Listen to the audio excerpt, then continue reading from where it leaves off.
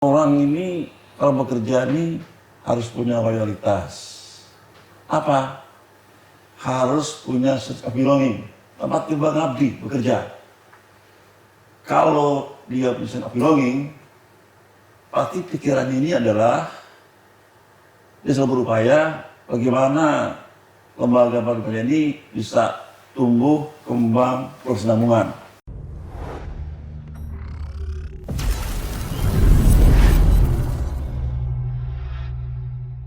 Orang yang punya sense of belonging, dia nggak tega itu, ya. Katakan itu sebagai tempat makan, piring, dia makan ya, dia nggak akan tega piring itu diudahin, loh. Betul nggak? Sama aja, partai bekerja, dia nggak tega tuh, dia bikin sesuatu yang merusak. Nah.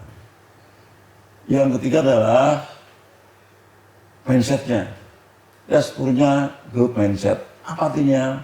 Dalam bekerja ini pasti ada masalah tuh, ada hambatan. Gitu. Kalau kita punya hanya fixed mindset, ada masalah, nyerah, selesai. Tapi kalau growth mindset, justru tantangan. Dia cari, ada solusi. Itu growth mindset ya.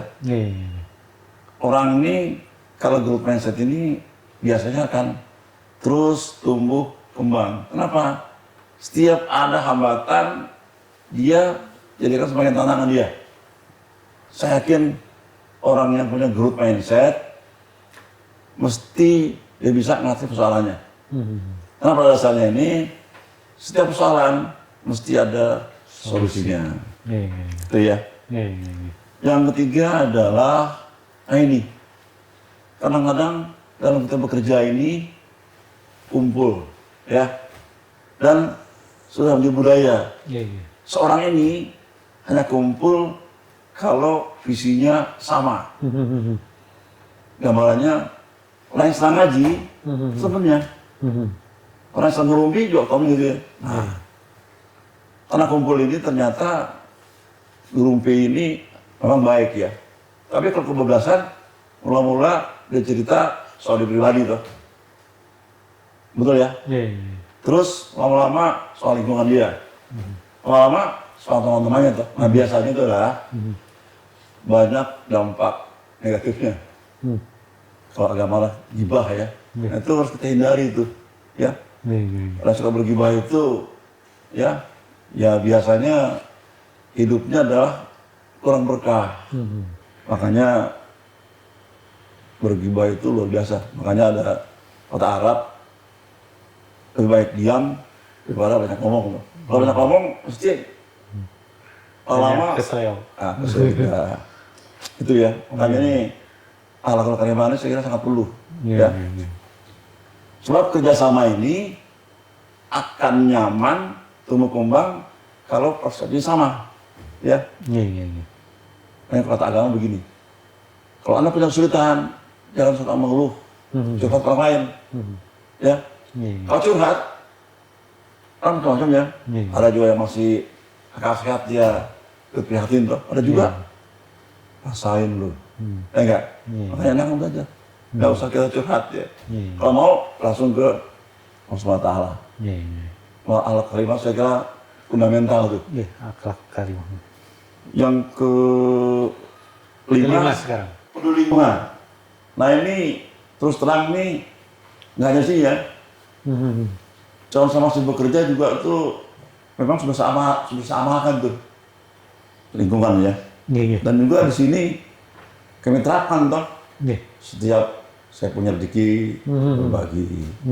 Yang pasti tiap milad yayasan, tiap mau lebaran, tiap berdoa dan kurban ya. Nah, yang keenam memang kalau ingin maju kita harus berkolaborasi. Itulah yang masa lain kita tunjuk sekolah-sekolah mitra. Ya. SD mitra dengan TK. Dan seterusnya ya. Apa itu? Kan TK ini adalah supply daripada calon SD. Dekati loh. Betul nggak? Nah, itu masuk kolaborasi itu. Tanpa kolaborasi kita nggak jalan loh. Kayak tadi itu. Pak Camat telepon saya setengah 12. Pak Haji, nanti saya ujung ke sini. Jam 3 belakang dia. Enggak. Tapi dia bawa minta ya. Karena kalau dengan pendengar terdekat kita, kalau nggak jadi masalah besar tuh. Enggak. Nah itu. Jadi kolaborasi penting lah. Dalam segala hal. Bagaimana kita punya mitra ini win-win solution. Alhamdulillah Terput itu sudah berkolaborasi dengan sekolah-sekolah mitra nih, termasuk dengan perguruan tinggi, termasuk dengan Cambridge juga, alhamdulillah. Yang terakhir betul juga itu kan semua istilah fisik toh, betul nggak? Tapi kalau nggak ada keberkahan, ya itu makanya berdoa. Nah, tapi juga doa itu pada dasarnya itu Allah pasti kabulkan.